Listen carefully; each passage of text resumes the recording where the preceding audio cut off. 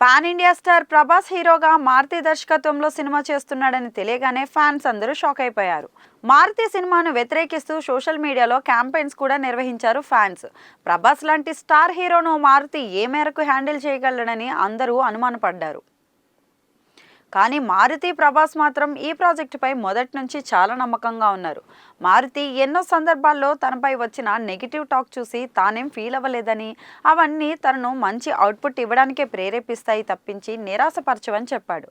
ఈ నేపథ్యంలో ది రాజాసాబ్ నుంచి మేకర్స్ రీసెంట్గా గ్లిమ్స్ను రిలీజ్ చేయగా ఆ గ్లిమ్స్ చూసాక ప్రభాస్ ఫ్యాన్స్ ఒకంత అయితే సాటిస్ఫై అయ్యారు. గ్లిమ్స్లో ప్రభాస్ను వింటేజ్ లుక్స్లో చూపించగా అందరూ ఫిదా అయిపోయి మారుతిని నమ్మడం మొదలుపెట్టారు.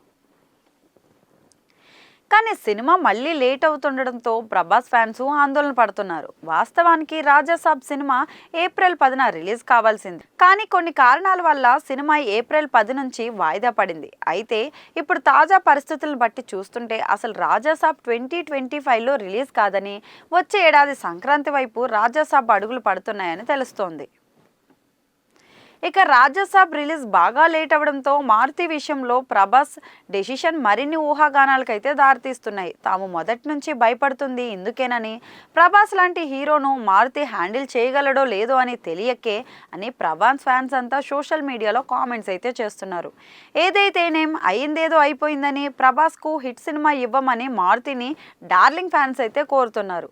మారుతి చెప్పినట్టు సినిమాలో కామెడీ మరియు హారర్ బాగా పండి సినిమా సంక్రాంతికి రిలీజ్ అయితే మాత్రం తెలుగు రాష్ట్రాల్లో రాజాసాబ్ రికార్డులు అయితే సృష్టించవచ్చు. అసలే సంక్రాంతికి ఎంటర్టైన్మెంట్ సినిమాలు చూడాలని ఫ్యామిలీ అంతా వెయిట్ చేస్తూ ఉంటారు కాబట్టి ఒక విధంగా రాజాసాబ్కు ఇది మంచి ఛాన్సే అనే చెప్పాలి.